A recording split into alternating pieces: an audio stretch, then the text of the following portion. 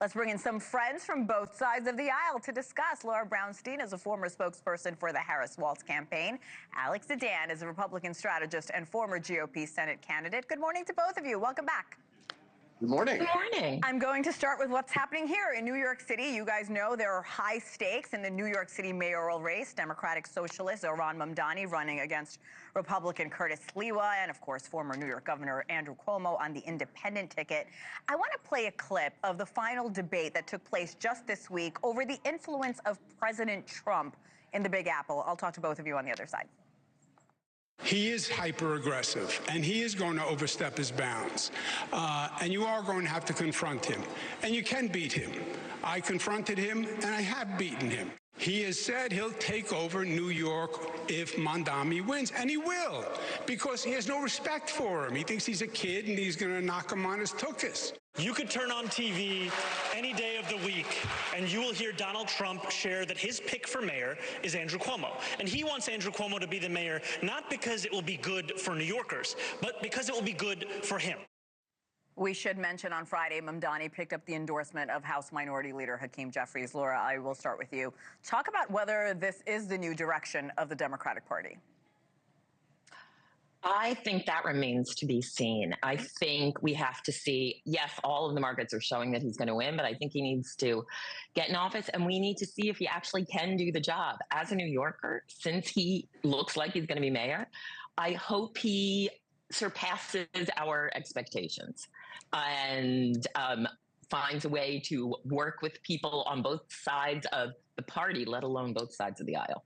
Yeah, Alex, the candidates spent a lot of time talking about Trump in that debate. Trump has expressed support for Cuomo, but what do you see happening in this race? How do you think this will play out?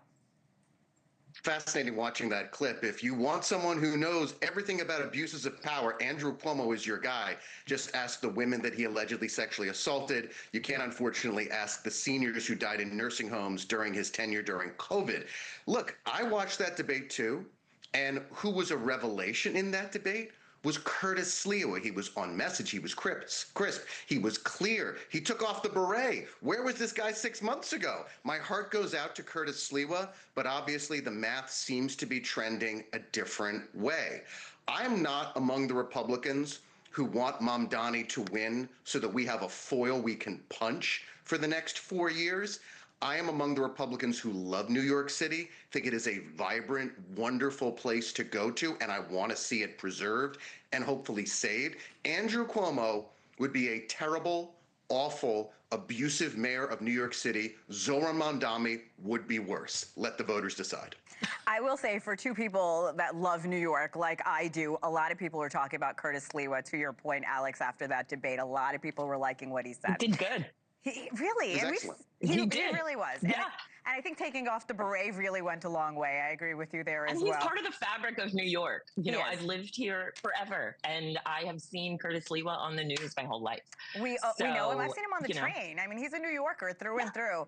And voters have until Tuesday in New York, November 4th, to cast their ballot. But I do want to talk about Washington right now. 25 days into the government shutdown, neither side seems to be budging when it comes to health care subsidies. There's a new poll I want to show you. It's among Republican voters. It shows 51% of them are more likely to vote for a Democratic candidate who wants to preserve Obamacare health care tax credits over a Republican candidate who is willing to let them expire.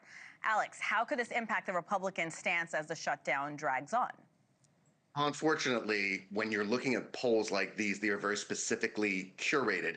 I think that most Republican voters don't want people who made 600 times the poverty level to have these Obamacare subsidies that were put out during the Biden administration when the economy was still recovering from COVID. It's important to get the government back up and running. And you know the way to do that? Democrats can vote yes on a clean CR, a clean continuing resolution, and we can negotiate about Obamacare subsidies between now and the end of the year when they expire. We have time to work on these Obamacare subsidies, but we don't have time for the people who are currently furloughed from their jobs, not bringing home paychecks because the government is shut down because the Democrats will not vote on that clean continuing resolution to give us more runway so that the nation can go back to the business of governing itself.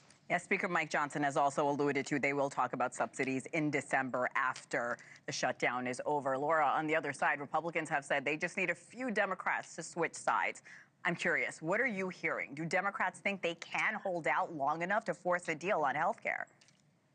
I think that we are seeing more and more Americans realize what this is going to mean for their bottom line, for their pocketbook, if these ACA tax credits are not extended. And people are going to have to choose between, right now, food and groceries or healthcare. It's really scary.